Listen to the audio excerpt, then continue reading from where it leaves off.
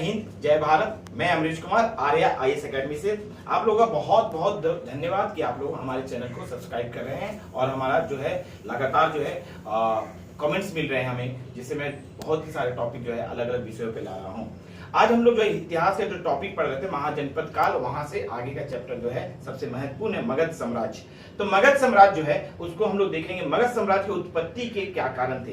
तो 16 महाजनपद यानी 16 राज्य में जो है मगध सबसे बड़ा राज्य बना और मगध साम्राज्य की उत्पत्ति के बहुत सारे कारण हैं जो कि आपको यूपीएससी मेंस में भी लिखना होगा और बाकी कहीं भी आप पीसीएस के एग्जाम दे रहे हैं वहां भी लिखना होगा। तो मगध साम्राज्य की उत्पत्ति के लिए बहुत सारे कारण थे।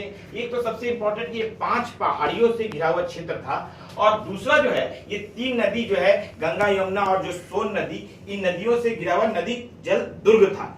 तो ये बहुत इसके जो है सामरिक दृष्टि से बहुत महत्वपूर्ण था। तीसरा महत्वपूर्ण देखते हैं कि इसके पूर्व में जो है आपको बहुत अच्छा जो है जंगल था, वन था, जहां की लकड़ियां मिलती थी जो कि आपको अस्त्र शस्त्र और जो है कि भवन निर्माण में काम में आता था। दूसरा देखते हैं कि जो बहुत सारे खनिज संसाधन लो आयस के सब मिलते थे जिससे कि अस्त्र शस्त्र और कृषि के उपकरण बनाए जाते थे। इसके बाद हम देखते हैं कि जो पाटलिपुत्र या जो मगध का क्षेत्र था वो गंगा यमुना का दोआब क्षेत्र था जो बहुत ही उपजाऊ था, इसलिए कृषि का उत्पादन बहुत हुआ और कृषि उत्पादन होने से एक निश्चित भू राजस्व प्राप्त होना शुरू हुआ शासकों को और जिससे कि एक निश्चित सेना रखी जा नहीं सकी, एक विशाल सेना आपको मगध साम्राज्य में स्थापित हो सकी। और उससे ज्यादा महत्वपूर्ण बात है कि यातायात के साधन जो है नदियों के मार्ग से होने से बहुत महत्वपूर्ण हो गया वाणिज्य और व्यापार के लिए और साथ में नगरीकरण हुआ। आपको मगध में बहुत पाटलिपुत्र जैसे नगरों का उदय हुआ। तो इस तरह से देख रहे हैं कि एक सुदृढ़ कर व्यवस्था जो है आपको स्थापित हो गई और ये दोनों ही चीजों से वाणिज्य व्यापार और कृषि से जो है राजस्व प्राप्त कर रहे थे शासक। साथ ही हम लोग देखते हैं कि मगध पे जो भी उत्तराधिकारी हुए बहुत ही योग्य हुए, जो भी वंश आए बहुत ही योग्य शासक हुए, इसलिए मगध जो एक बहुत बड़ा जो है कि साम्राज्य स्थापित हुआ आगे में जाके। और यहां हम लोग देख रहे हैं कि इन सभी का फायदा लेते हुए सबसे पहले जो है हम देखते हैं कि मगध पे बृहदत्त ने जो है इसका संस्थापक था जिसकी की हत्या कृष्ण की थी, आप महाभारत काल में जानते होंगे। और इसने अपनी राजधानी जो है गिरिब्रज को बनाया जो कि राजगृह कहते हैं। दूसरी जो है उसका पुत्र जो था जरासंध बना उसके बाद, जिसकी हत्या भीम ने की थी मल्ल युद्ध में कृष्ण के बोलने से। और उसके बाद हम देखते हैं कि आपको जो इस वंश का अंतिम शासक जो था रिपुंजय था अंतिम शासक। और इसके बाद जो सबसे महत्वपूर्ण वंश देखते हैं हर्यक वंश। हर्यक वंश में जो है बिंबिसार जो है इसका महत्वपूर्ण शासक था। ये कब गद्दी पे बैठा बहुत आपको अलग अलग डेट मिलेगी। बौद्ध धर्म के अनुसार 544 ईसा पूर्व में जो है ये गद्दी पर बैठा और ये जो है बौद्ध धर्म को ग्रहण किया और इसने जो है आपको ब्रह्मदत्त को हराकर जो है आपको ये आपको ब्रह्मदत्त को हराया। फिर उसने विवाह किया कौशल देवी से जो कि कौशल राज की राजकुमारी थी और प्रसेनजित की जो है बहन थी और यहां से इसे काशी मिला, काशी यहां से इसको मिला।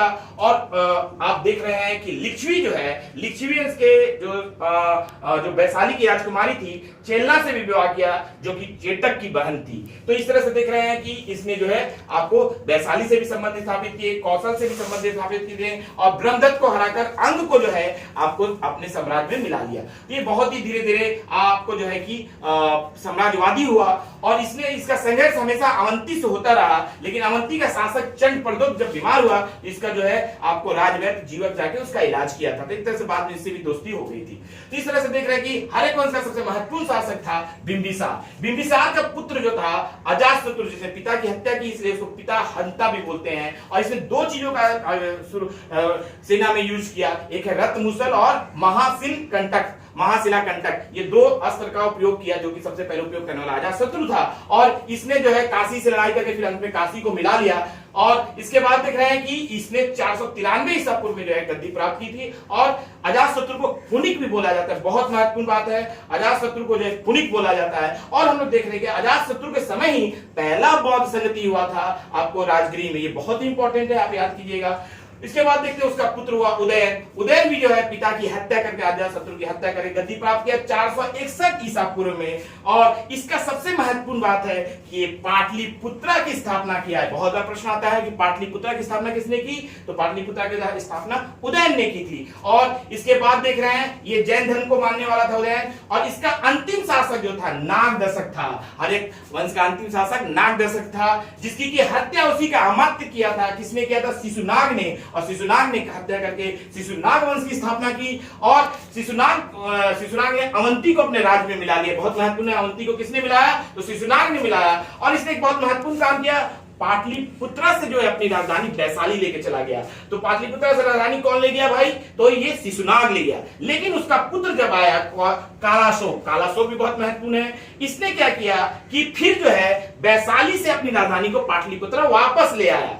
तो वैशाली से जो है राजधानी को फिर वापस कालाशोक ने पाटलिपुत्रा ले आया। फिर देखते हैं कि इसके समय सबसे महत्वपूर्ण चीज हुई, दूसरी बौद्ध संगति हुई, सेकेंड बौद्ध समिट जो है इसके समय हुई। और इसका जो अंतिम शासक था जो शिशुनाग वंश का, वो था नंदीवर्मन। नंदीवर्मन की हत्या की थी महापद्म ने। महापद्म नंद जो था इसका जो है अधिकारी अमात्य था, जिसने की आपको 344 ईसा पूर्व में जो है कि हत्या करके महापद्म ने जो है कि नंद वंश की स्थापना की।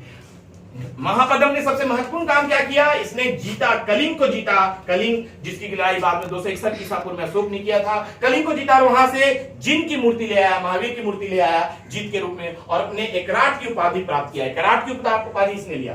अंतिम शासक जो था नंदवंश का था घनानंद। घनानंद जो था बहुत शक्तिशाली था उस समय, और उसने जो है चाणक्य की जो है आलोचना की थी, उसको जो बेइज्जत किया था, जिसका बदला लेने के लिए वो निकल गया था। और उस समय जो है घनानंद के समय जो इतने शक्तिशाली मगध सम्राट था कि जो सिकंदर था वो भी डर रहा था भारत पे, मगध पे आक्रमण करने से। लेकिन सिकंदर कौन था ये जानना बहुत जरूरी है। सिकंदर जो था वो मकदूनिया का शासक जो था फिलिप द्वितीय का पुत्र था, और अरस्तु उसका शिष्य था। अरस्तु का शिष्य था सिकंदर। सिकंदर जो है बहुत ही शक्तिशाली था, विश्व विजेता बनने की कोशिश किया, और विश्व विजेता बनने के लिए बहुत सारे क्षेत्रों को जीता। एशिया माइनर में तुर्की को जीता, इराक को जीता, ईरान को जीता, और भारत में भी 326 ईसा पूर्व पर आक्रमण करके खैबर दर्रा को पार करके तक्षशिला को जीता, अम्बी को जीता। और इसने जो हाइडेस्पीज युद्ध में जो है सिकंदर और पोरस की लड़ाई हुई, जिसमें पोरस बहुत साहस से लड़ा लेकिन उसकी हार हो गई जी। लेकिन उसके साहस से प्रभावित होकर आपको सिकंदर ने जो है उसका राज्य को वापस कर दिया। अगर यही काम जो है मोहम्मद गौरी तराइन के द्वितीय युद्ध में जो है कि पृथ्वीराज चौहान हार गया था, उसको अगर राज्य वापस कर देता तो हम लोग कभी इस्लाम के गुलाम नहीं होते और कभी सल्तनत काल स्थापित नहीं होता। लेकिन यहां पे हम लोग देख रहे हैं कि पोरस जो है आपको पोरस हारने के बाद भी उसका राज्य को वापस करके वो वापस चल गया। उसकी सेना भी बहुत थक चुकी थी 325-26 ईसा पूर्व में, और ये जो है 19 महीने तक भारत में रहा। और यह भारत में जो है आपको ब्यास नदी के बाद वापस हो गया, जहां वापस होने के बाद 323 ईस्वी में बेबीलोन में उसकी मृत्यु हो गई। सिकंदर की मृत्यु बेबीलोन में हो गई। सिकंदर के 3 महत्वपूर्ण जो थे अधिकारी थे, जिसमें सबसे महत्वपूर्ण एक इतिहासकार था, यूनानी इतिहासकार, जिसको कि एरियन बोलते हैं, एरियन नाम था। और दूसरा जो है नियाकर्स था, जो कि जल सेनापति था। इसने ही जो है सिंधु नदी के मार्ग से जो है फरात नदी पहुंचकर जो है समुद्र को सबसे पहले सिकंदर को दिखाया था। तो नियाकस ने जो है समुद्र को सबसे पहले सिकंदर को दिखाया था। उसके बाद सबसे महत्वपूर्ण इसका सेनापति था सेल्यूकस इसका महत्वपूर्ण सेनापति था। और उसके बाद हम लोग देखते हैं कि आपको चंद्रगुप्त मौर्य आता है, मौर्य साम्राज्य की स्थापना होती है। चंद्रगुप्त मौर्य 322 से 298 ईसा पूर्व तक था। और ये जो था कि आपको चाणक्य, यानी उसको चाणक्य को विष्णुगुप्त भी बोलते हैं और कौटिल्य भी बोलते हैं, उसकी सहायता से जो है घनानंद को हराकर मौर्य साम्राज्य की स्थापना की। और चाणक्य को इसलिए बोला गया, भारत का मैकियावेली भी बोला गया है, और इसने राजा के लिए अष्टांग सिद्धांत भी दिया है। और एक पुस्तक लिखी थी अर्थशास्त्र, जो कि राजनीति पे आधारित है। बहुत बार क्वेश्चन आता है अर्थशास्त्र किस पे? राजनीति पे आधारित है। इसके बाद हम देख रहे हैं 305 ईसा पूर्व में सेल्यूकस से इसकी युद्ध हुआ, सेल्यूकस को हरा दिया और 5 बहुत महत्वपूर्ण क्षेत्र लिए, जिसमें कि हेरात हुआ, काबुल हुआ, बलूचिस्तान का क्षेत्र हुआ। तो ये सब चीज आपको मिला आपको चंद्रगुप्त मौर्य को। बदले में चंद्रगुप्त मौर्य ने भी इसको 500 हाथी उपहार में दिए, और इसकी बहन हेलेना से जो है, जो कि आपको सेल्यूकस की पुत्री थी, उससे विवाह किया। आगे हम लोग देख रहे हैं कि इसने एक अपना जो है दार्शनिक भी भेजा, जिसका नाम था मेगास्थनीज। मेगास्थनीज ने एक पुस्तक लिखी इंडिका, और इंडिका में जो है भारत के समाज को 7 वर्गों में विभाजित किया। ये कौन कौन थे? दार्शनिक थे, कृषक थे, शिकारी थे, मंत्री था, निरीक्षक था, और व्यापारी और योद्धा था। ये 7 वर्ग था। और इसने भारतीय समाज के दो ईश्वर को बोला, जिसमें शिव को मानने वाले को डायोनोसियस बोलते हैं, शिव को मानने वाले को डायनेसियस बोलते हैं, और कृष्ण को मानने वाले को हेराक्लीज बोलते हैं। इसने इस बताया। और इसने पाटलिपुत्रा को जो है पोलिब्रोथा भी कहा। तो मेगास्थनीज से संबंधित हम चीजों को देखें। फिर चंद्रगुप्त मौर्य को कुछ और नामों से भी बुलाया गया, जिसमें सेंड्रोकोटस बोलते हैं। सेंड्रोकोटस जो बोला यूनानी इतिहासकार स्ट्रैबो ने, एरियन ने और जो है कि जस्टिन ने आपको सेंड्रोकोटस बोला। और एंट्रोकोटस किसने बोला भाई? एंट्रोकोटस बोला आपको प्लूटार्क ने।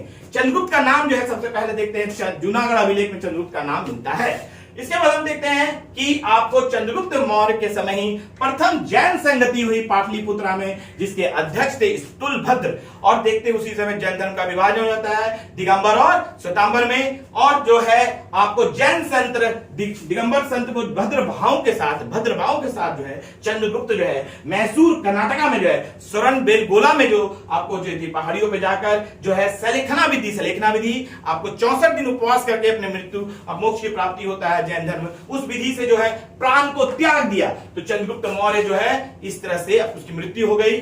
आपको उसके बाद उसका पुत्र बना बिंदुसार, जो कि 298 से 273 ईसा पूर्व तक शासक था।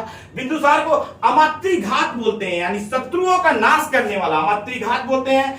बिंदुसार के समय एक महत्वपूर्ण विद्रोह हुआ था, तक्षशिला में विद्रोह हुआ था, जहां उसने अपने पुत्र अशोक और सुसीम को भेजा था दबाने के लिए। उसके बाद हम लोग देख रहे हैं कि बिंदुसार के समय जो है दो महत्वपूर्ण जो है दार्शनिक आए थे। सीरिया के शासक एंटियोकस ने जो है डाइमेकस को भेजा था। डाइमेकस जो है एक तरह से बोला जाता है मेगास्थनीज का जो उत्तराधिकारी था, उसको भेजा था। और दूसरा जो है मिस्र के शासक जो है टॉलमी द्वितीय ने जो है डायोनिसियस को भेजा था।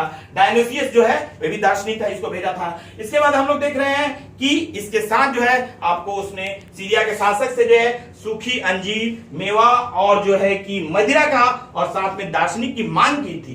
तो इस तरह से हम लोग बिंदुसार को भी देख रहे हैं। इसके बाद बिंदुसार के बाद देखते हैं कि अशोक का साम्राज्य शुरू होगा, जो कि नेक्स्ट क्लास में मैं आपको अच्छे तरीके से बताऊंगा। अगर आप ये पूरा चीज को अच्छे से देख लेते हैं तो ये क्षेत्र में से आपको कोई भी क्वेश्चन छूटेगा नहीं। और यूपीएससी में इस क्षेत्र से कम 2 क्वेश्चन इस बार 28 तारीख के फिल्म में आएंगे ही। आप लोग अच्छे से ध्यान देख लीजिए। और जेएसएससी जैसे एग्जाम में भी 3 से 4 प्रश्न होंगे। तो ये क्षेत्र जो है बहुत ही आपको महत्वपूर्ण क्षेत्र है, लेकिन इसको याद करना आसान नहीं है। इसलिए आप हमारे वीडियो को 2-3 बार सुने तो आपको धीरे धीरे सारा चीज याद हो जाएगा। आप लोगों का एक बार बहुत बहुत धन्यवाद। आप लोग जो है कि कमेंट्स करते रहें और बेल को दबाते रहें, और जो है कि हमारा जो है चैनल को सब्सक्राइब करें, जिससे मैं धीरे धीरे सारे टॉपिक को कवर कर दूंगा और आप लोगों को पढ़ने के में बहुत आसानी हो जाएगी। आप लोगों का बहुत बहुत धन्यवाद। मैं अभी बोर्ड छोड़ रहा हूं। आप लोग नोट्स बनाना चाहते हैं तो बोर्ड का स्क्रीनशॉट ले लीजिएगा। आप लोगों का बहुत बहुत धन्यवाद।